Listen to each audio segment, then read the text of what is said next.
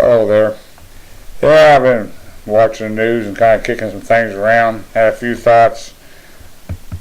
This healthcare thing is supposed to be kicking in now. Now their Supreme Court says when we don't do something, they're going to take money from us and they're going to call that a tax. I'm not sure how that works. I thought a tax was on an item or something. I never thought, an employment tax, I always thought it was illegal because I can't find where they can do that either, but they do it. This Obamacare, people seem to really like it.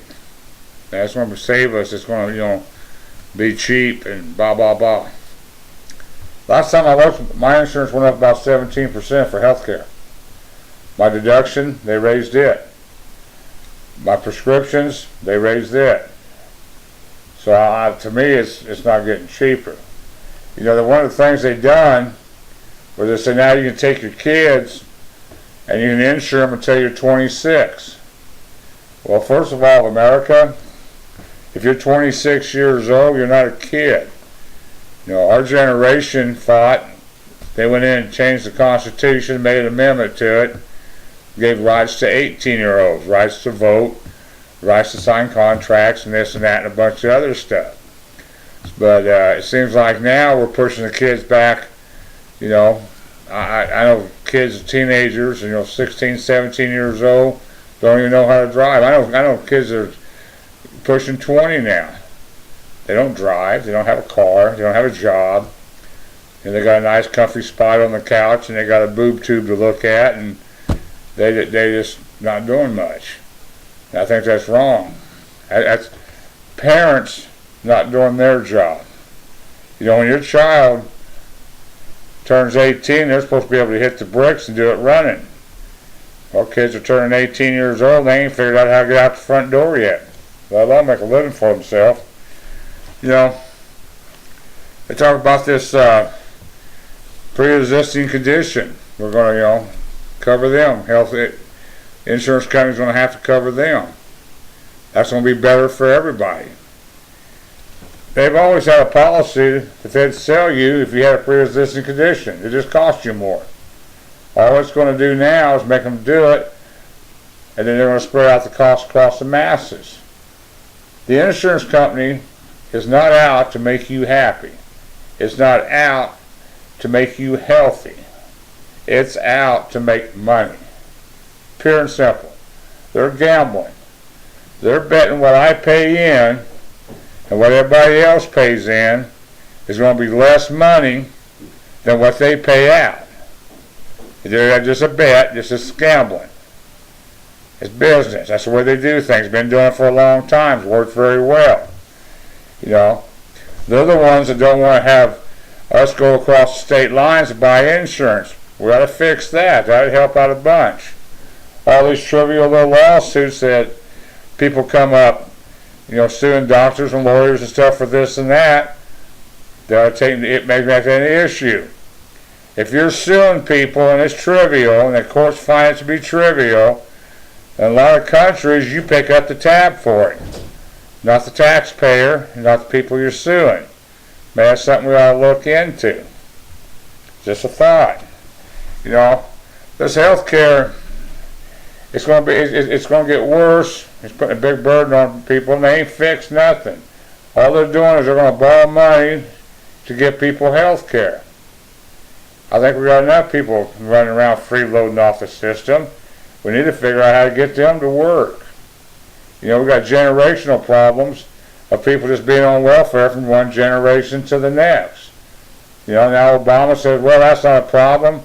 We're going to take the work incentive out of the program. Well, they never really enforced it to start with.